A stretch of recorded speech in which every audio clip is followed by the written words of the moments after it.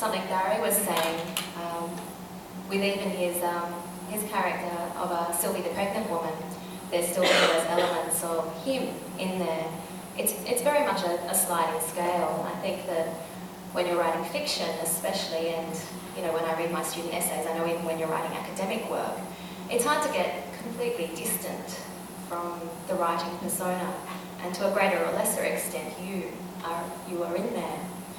And I see writing as a sort of performance, I suppose, and as a performer I know that you are creating a character and pulling a veil over yourself.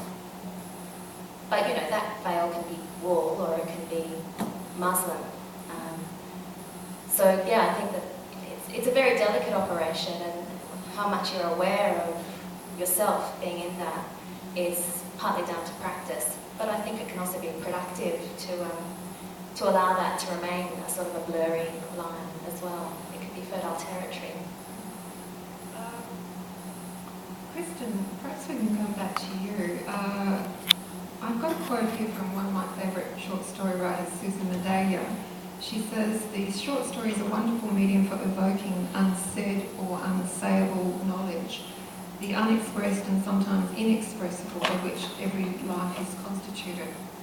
When I read your story, I was reminded of that particular quote. It's a fabulous quote, and it seems to resonate with yours. Perhaps you'd like to respond to that.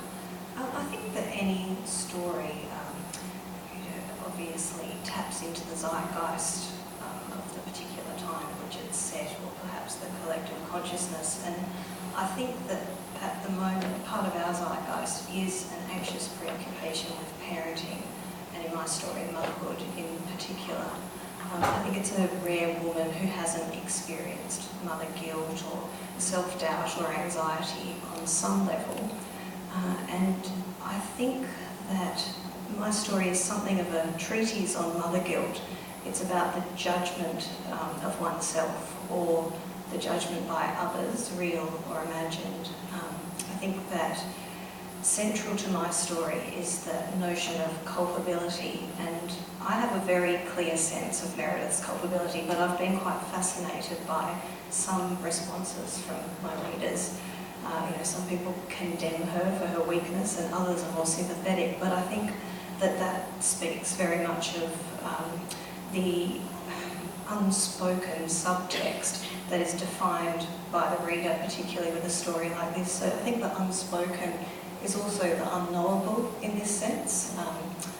Just on another note, I think that there is an ineffable quality to motherhood. I think, how does one express in words some of the very complicated feelings that one has as a mother?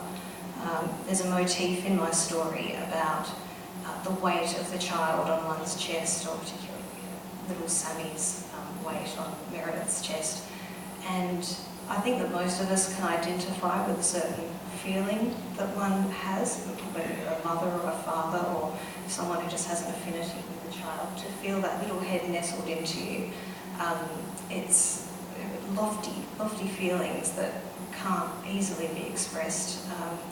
And I suppose those are the universal truths, perhaps, that stories can evoke without saying.